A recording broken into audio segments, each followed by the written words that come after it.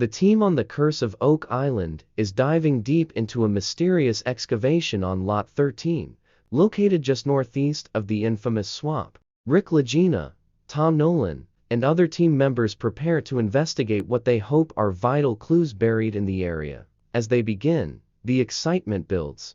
"Okay, hey, are we about ready?" "Just in time," Rick says, rallying the team. Once the excavation starts, the team notes something unusual. Amid their efforts to clear boulders and dig deeper, the presence of blue clay becomes evident. "That's a bit of clay there," someone remarks. "This stuff, it's pretty definitive that shouldn't normally be there, right?"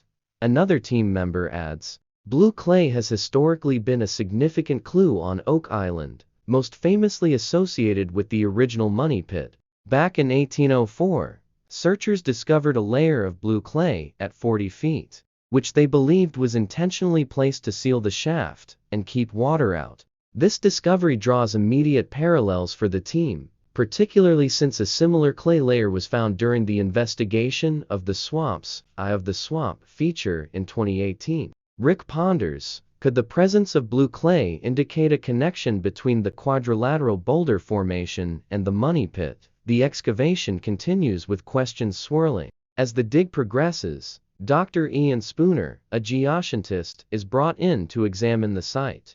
Ian quickly notes anomalies, saying, "This layer here is very clay-rich sediment, which is odd. If it were glacially deposited, it's not in the right environment. It's improbable this collected here naturally." Ian states definitively, "Burned wood and clay doesn't occur naturally.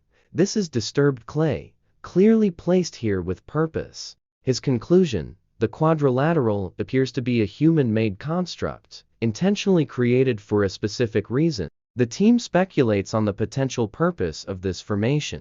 Could it act as a type of safe, designed to protect valuable objects or structures beneath? Ian adds, "You wouldn't go through the effort of placing these huge boulders for fun. There's intent here." Excitement grows as the team uncovers a large iron staple, hand-forged and featuring a wood grain texture. The artifact immediately stands out. "This is old, maybe hand-forged," one member notes. Staples like this, which date back centuries, were often used in timber or stone construction. Carmen Legg, a blacksmithing expert, later examines the artifact and shares his analysis. "This staple isn't for anchoring, it's designed to change the direction of ropes, likely part of a block and tackle system." The possibility emerges that the staple was part of the construction process for the quadrilateral, or even used to maneuver the massive boulders into place. With the growing evidence, the team speculates on the historical narrative this discovery fits into. Could the quadrilateral have been part of the original money pit construction or an associated structure? Carmen agrees that the artifact and its placement suggest a significant purpose. As the day's work wraps up, Rick sums up the sentiment. "It's a mystery. Can't wait to dig the rest of it, but for now, we're done for the day." The following morning, the team returns to Lot 13 to continue their exploration.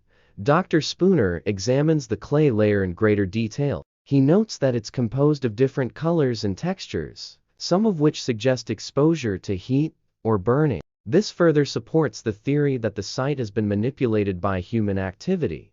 "This isn't natural," Dr. Spooner concludes. "It's a complex story, and there has to be a reason behind it." The day's work also yields new clues about the boulders themselves. Positioned deliberately, they seem to act as a protective cover, further reinforcing the idea that something significant lies beneath. Ian adds, "If this is a safe, these boulders are the key." The discovery of the staple and blue clay leads the team to believe they are on the brink of unearthing something monumental. Rick and Marty Lagina, along with Craig Tester and metallurgist Emma Culligan, consult Carmen Legg to understand the full significance of the staple. Carmen identifies it as a directional tool used to guide ropes, suggesting it played a role in manipulating heavy objects.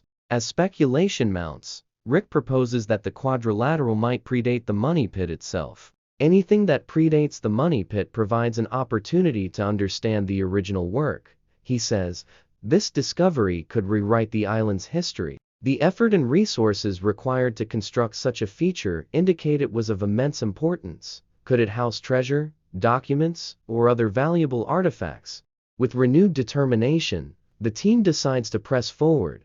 As they continue their exploration, the mysteries of Lot 13 deepen, and the hope of uncovering Oak Island's secrets remains alive. The team on the Curse of Oak Island is delving into a series of fascinating discoveries and intriguing possibilities as they continue their excavation on Lot 26. The focus is on a 900-year-old stone well that may hold significant clues about Oak Island's mysterious past. Their findings could point to artifacts, structures, or even connections to the enigmatic money pit. As the investigation unfolds, Rick Lagina, Marty Lagina, and the team are joined by experts, including blacksmithing specialist Carmen Legg, archaeometallurgist Emma Culligan, and archaeologists Helen Sheldon and Laird Niven. The process begins with an examination of an artifact recently unearthed, a large metal staple believed to be centuries old, the mysterious staple in quadrilateral formation. The staple, examined by Carmen Legg, is revealed to be a hand-forged piece of hardware potentially used in a rope and pulley system. Carmen concludes, the staple is not for anchoring, it's designed to change the direction of ropes, likely for block and tackle systems. This revelation raises questions about the construction of the massive quadrilateral boulder formation where the staple was discovered. Could it have been used to maneuver the enormous stones into place? Emma Culligan conducts further analysis using an X-ray fluorescence spectrometer. This high-tech device identifies the staple's elemental composition, revealing it to be composed of 98% iron, with traces of silicon, aluminum, manganese, and sulfur, indicating the use of an older furnace technology. I agree with Carmen, Emma states.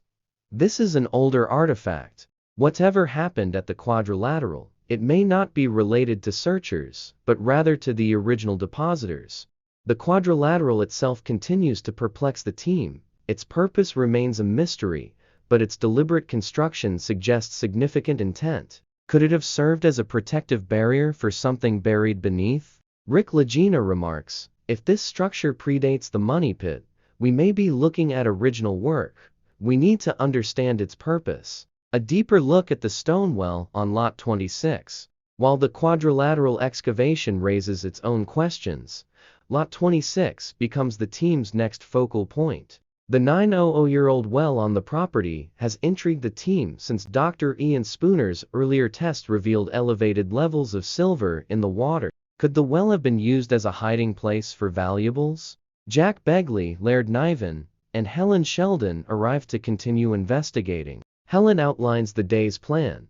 We'll pump out the water, remove debris, and sift through it for any artifacts. Hopefully, we'll find something datable. Jack adds, the goal is to clean out the well layer by layer to reach the bottom, where answers may lie. As the pumping and scooping process progresses, the team notes anomalies in the construction of the well. The upper layers feature large angular stones, which seem out of place compared to the rounded rocks forming the main structure. Laird observes, this well appears to have been intentionally built, possibly for a very specific purpose. Its age and craftsmanship make it stand out. The most exciting moment comes when Helen and Emma sift through the debris removed from the well and uncover a peculiar piece of metal. The artifact, initially mistaken for a nail, appears to be something more complex. The tip is rounded, and it seems intentional. Rick Lagina joins the team to inspect the artifact. The rounded tip and bent shape lead to speculation that it may have been a clinched nail, possibly used in shipbuilding. Rick comments, could this be a nail from a large sailing vessel? If so, it adds another layer to the story of Oak Island. Connections to Oak Island's broader mystery. The discovery of the artifact in the well adds to a growing list of evidence suggesting that Lot 26 holds historical significance. The well, one of the oldest man-made features found on the island, raises intriguing questions about its purpose and who might have built it. Laird ties the well to other enigmatic structures on the island, such as the paved area in the swamp and the so-called ship's railing. The well fits into a pattern of outliers, he says. These features seem to point to a larger narrative we're only beginning to understand.